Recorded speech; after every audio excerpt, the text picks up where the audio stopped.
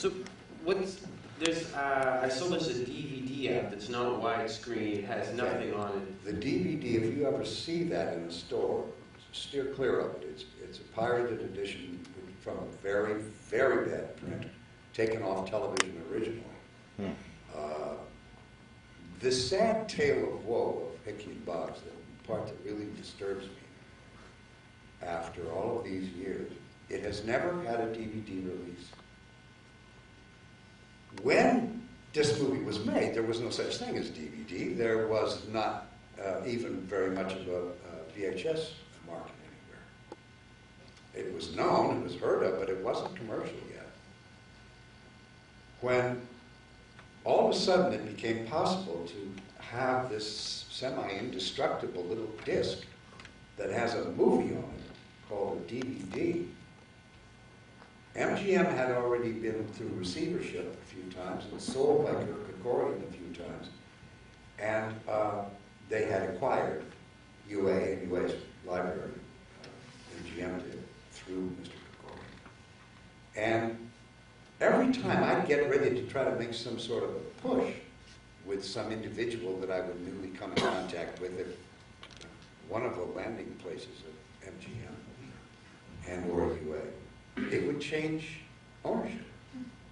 And it's still doing the same thing. Just recently, whatever it is that is left of the library now has been, I can't get it straight in my head yet, whether it has been sold or simply put into a kind of trust fund or something with Paramount. It used to be Sony. Sony controlled these things, both MGM and UA. And guys are always trying to, resuscitate things and bring them back to life if they think there's some money in it. At the moment, Paramount has control of this. I don't even know who could order a DVD deal with somebody like Image. So it's yet to have, somebody at present day MGM UA could strike a print and make a DVD. Who's going to release it? Who's going to distribute it? You'd have to have a deal for that. There is no such thing for Hickey and Boggs, and there never has been. It's dropped through the cracks. And I'm still trying to figure out how to get somebody to pony up and, first of all, contractually agree to distribute it if it was a DVD, which it ain't. It's disturbing. Well, here's a question. What's wrong with the planet that I live on that this is the one feature film you've gotten to direct? How is that humanly possible? I unfortunately gave people I did the rewrite on this, as I said before, when Laura wasn't able to. And because I wanted to. Because I knew I wanted to shape it into something that Laura didn't have in mind. Which actually worked out to his benefit in the end. But the point is that I began to give people the impression that I would only direct my own stuff I'd written. So a lot of guys like that today. And I would urge them to sit down very carefully and think it over and take somebody else's script and make a movie out of it once in a while, because like Mr. Is it Shyamalan? M. Night Shyamalan? Who has had some very bad luck the last 3-4 times out.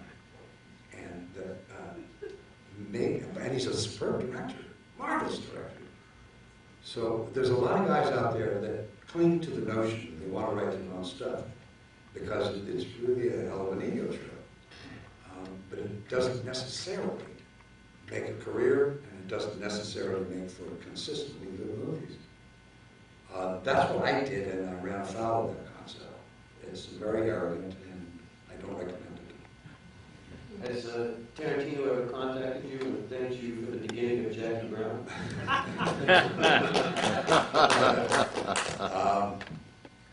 He did even better than that. There was a time when somebody was talking to him about Jackie Brown. What movies did you look at while you were making he said 2 movies. There was another which I don't remember at the moment. But he said, and then there was this thing called Hickey Boggs that Robert Culp made. It's a really marvelous film, and I looked at it with the cinematographer constantly, every week or so, while we were shooting. Let's talk about Bill Cosby for a second. I just wanted to rewatch Home Good. Show. I just watched Home Judgment the other day, and It's an episode of I Spy. I Spy. It's a tour de force. You're ripping the walls. That's unbelievable. And you're both amazing actors. And then Bill Cosby is one of the. I've been touting him all week to try to get people to come see this because I was telling a 16-year-old kid that Bill Cosby is also a great serious actor. He wasn't just a stand-up. And he was like, "Oh, he did stand-up?" And I was like, "Oh no, I'm getting one." But there's an effortlessness behind his acting that I have literally never seen in my life. Can you talk about the way you two work off each other a little, or anything around it? This was, there isn't anything to say, because I didn't say anything to him, and he didn't say anything to me, except, Jesus, do we really have to wear these clothes? That's the only thing he ever said. He showed up for the wardrobe fitting, the first one, which again was back in the Golden Office. And he said, I don't believe you put us in these clothes. What's this about? There's nothing. I said, just put the clothes on. This is what we're here. He said, look, these ties, man. That's right. It's going to be great, trust me. What was the scene that you were talking about? Well, the one in the bar, right? Yeah, the one in the bar. Well, of course, obviously, I played the core of that, of Tinkers to Evers to Chance, had been written by Walter. But I really played around with it a lot because I wanted to get more rhythm in it. In terms of the surprise moment at the end when Bill just gets up and goes with it. When it looks like it's really over.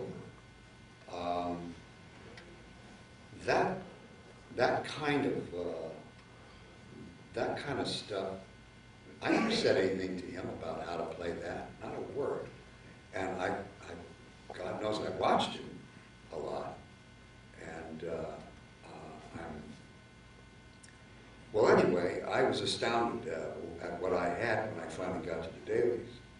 And putting it together, he never faltered for a second. He knew exactly what he was doing all the way through that scene, and that was the key to everything else that he did in the picture. There is one scene that is mine completely, and that's the little girl with the lawnmower, which was extremely important to me. And I knew what he could do with it, and I knew what would do to the audience to really get inside of him on the basis of having that freeway behind you, and understand that kind of grief that is just nameless horror, and there's nothing to be done. That wasn't there, and it had to be there. Bill can fill anything. He can fill anything. The only word I ever said to him, and he'll back me up on this, was when we first started, I said, don't act. Don't go for some emotional moment, you'll fail. This was at the very beginning, before we had done anything. And he subsequently got a coach, and a guy named Frank Silvera, who did very well by him. But at the moment, I said, look, this is the only thing that's important is think the thought. That I know you can do. If you think the thought, that alone will carry you where you need to go. That, of course, was I Spy, but it easily applies to this as well, because this is kind of closer, much closer to reality than I Spy ever was. Anyway. Was the script was it super tight for you guys to write the film? Because I know you do some, ad-libbing in I Spy for some of the No, we episodes. did not ad-lib anything. Well, that's not true. But, little throwaways which became large, like, can you see? Those were written in. Those were written, scripted. No, there was very, very little very little that was ad-lib. Because it just didn't. I had 35 days to shoot a movie that should take 60. And I found that Billy Wilder was right. That some kid came up to Billy Wilder once in the Paramount lot and said, "Oh, Mr. Wilder, I understand you're just starting the pre-production. What is your schedule going to be?" And he said, "Well, I have 90 days." "To shoot?" "Yes." "Oh, I would give anything for 90 days to shoot a movie." He said, "Kid, you drowned in it." I found out that the 35-day stricture that I was under, in which I had to make this movie, was a help instead of a hindrance. We had, with this, and with Fuad's, we didn't use Fuad. Yeah, we did. We did use Fuad's Fuad. But we was streamlined and cut down because I knew a lot of it was BS. And stuff people didn't need, but he rented it to him anyway. It was a package deal. And this was his picture, and we didn't need it, so it wasn't part of the deal. We had more moves on the streets of Los Angeles for this movie than any movie ever made. In 35 days. I was always extremely proud of that, but that was the result of losing the money 3 times. I had nothing else to do. The money was going out of my pocket for the rental of the office where I was trying to put this thing together at Goldman. I walked the streets of Los Angeles. By the time we did get the money, by the time it did become a reality, but by the time Fuad and I had connected and we owned the material and we had 2 weeks to pre-produce it, that's another story. Ask me about that in a second. I had walked all of the ground in Los Angeles that I needed to make this movie, and so, I had written all of the locations, every single one of them, into the script. They were scripted, the locations. And I handed them to the unit production manager, and I said, "Go get them." And he handed it off to a guy who had been my assistant before, and he went and got it. He got every location that I asked for. But as I say, it was easier then because people didn't realize they could steal from you and hold you up and hold you around. Stuff that goes on today. Someone had the mistaken notion that the so-called laughing garbage man was trying to screw around with production and hold us up or you know, get money from us. And that happens all the time, especially nowadays. But it didn't happen in the picture. And the thing about the laughing garbage man was just an accident of sound. That's all. And then I recreated it for the other, you know, places where we used it later on. Now, what did I ask you to just ask me? What did you ask me next? Pre-production. What? In pre-production? 2 weeks. In pre-production. 2 weeks. No, 2 weeks to do pre-production. 2 weeks. Oh, 2 weeks. Did you see the way, every time I had a run or anything, did you see me limp? Yeah. 2 weeks before, 2 weeks before we were due to start shooting, I had a double hernia operation. But I couldn't tell anybody, and I didn't, except Kaz, to try to explain what the hell I was doing. Because he was the only one who would have said, "What's wrong with you?" And I wasn't healed, but I couldn't tell anybody because of the insurance company. The insurance company would have closed us down. I had Kaz, and I didn't tell anybody about this. I only had Kaz for those 35 days. On the 36th day, he was due to go back to New York and start the electric company on television. I was going to lose Cosby. I never told Fuad. I never told the executive producer.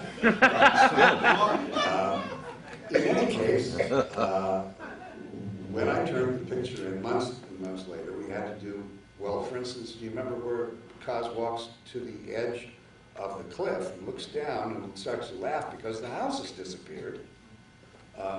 We got really lucky because that was a vacant lot that wasn't more than 5 houses away that we dressed to look like the wreckage of a house that had been dismantled and torn up and carted away. And when he got to the edge of the cliff and the camera went down, you were looking at the same curve of 101, or 1, I guess it is. Well, anyway, the Pacific Coast Highway, and Nini's Famous Weenies, which is gone now, also. But it matched the other location perfectly, but it wasn't the same one. We got lucky like that time after time after time. I never saw such luck hold for so long. Remember the time that Boggs pays off the hooker, sits down in his chair, looks out the window at the dawn, and brushes his teeth? Okay. That was the one dawn shot in the picture that I had to have. We hadn't had a clear, unfoggy day in a month. And all I did was pray. That's all I had to do. That morning, which was the last morning in that set, which was the office set, it came up just as clear as Los Angeles can get. Gorgeous day. That kind of stuff was good. And I started to shoot this movie on my birthday. There's all kind of weird stuff with this movie. Speaking of the prostitute scene, I've watched this movie many times, and then one of my friends goes, "Isn't that weird how Boggs is gay?" And I went, "Yeah, what?" I think I read It's because of the shoe. It's because of the kid. The sneaker. It's a dark sneaker. Despite the fact that it's, to me, a woman's profile, and she's brushing her hair, and then after that puts on the 2 shoes, but you only see one come out the door, almost in darkness. It is so sort of ominous that it gives a lot of people the wrong impression simply because Neona has, in a fit of pique, called him a fag. That's how the connection gets made. Because I couldn't make that connection at all. I had no idea what he was talking about. Well, I certainly didn't when I made the movie, but it's part of legend now. I'm going to open up for a couple questions here, and then we'll take it. Yeah, over there. Didn't you store an airplane? I'm sorry, say it again? Weren't you an airplane? Yeah. Briefly, yeah. Well, no, not the airplane, but... You wasn't in the movie? well, yes, but I was on an airplane with Leslie Nielsen, Right. and they gave me rubber fingers. Well, it was briefly, but it was a comedy like. Yes, it was. So did you do other comedies? Yeah. Everybody Loves Raymond, I Spy, Greatest American Hero, yeah. Okay, yeah, but I was talking about like in the old days. No, I like you. I really like you. How old do you want to get? Well, I'm 30. I'm 37, That's but what I'm saying. I called everything before me. What? I called everything before me because my great grandmother raised me in front of TV. Okay. So anything, she's passed away now. Anything I would have called because I always loved television. Anyway, your point is well taken. I did do a lot of comedy, yes. But I didn't know what you did besides that, but I Well, thought we that can't was get funny, into it and now, I like you.